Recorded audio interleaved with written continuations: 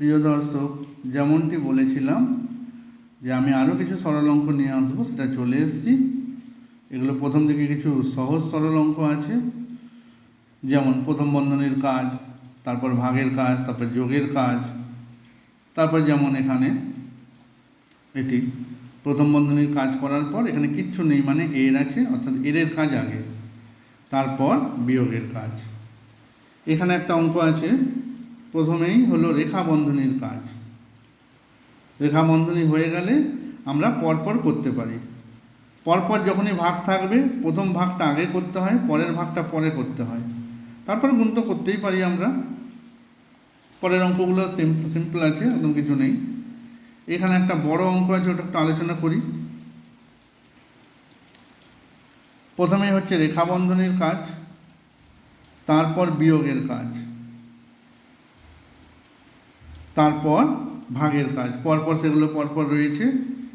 এবার এইখানটায় দেখা যাচ্ছে কিছু নেই, তার মানে এটা হলো এর, অর্থাৎ থার্ড ব্র্যাকেট থেকে যে বেরোবে তার সঙ্গে 12 গুণ হবে।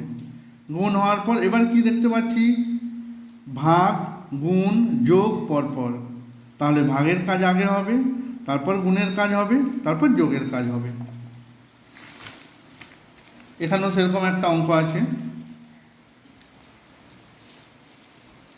প্রথম বন্ধনীর মধ্যে দেখতে পাচ্ছি বিয়োগ আছে, গুণ আছে, রেখা বন্ধনী আছে। রেখা বন্ধনী আগে, তারপর গুণ, তারপর বিয়োগ, পাওয়া গেল এটা।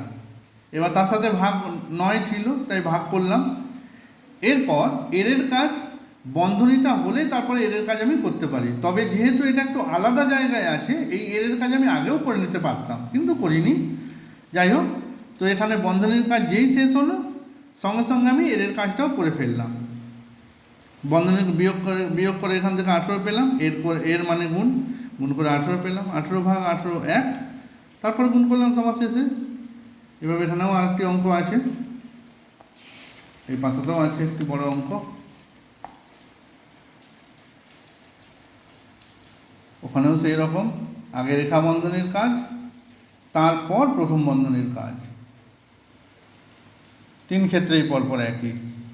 এরপর বন্ধনীর কাজ শেষ হলে এর কাজ শেষ হলে তারপর পরপর যখন সংখ্যাগুলো আসবে, যোগ, বিয়োগ, গুণ, ভাগ, সেইভাবে আগে ভাগের কাজ, তারপরে গুণের কাজ, তারপরে যোগের কাজ, লাস্টে বিয়োগের কাজ।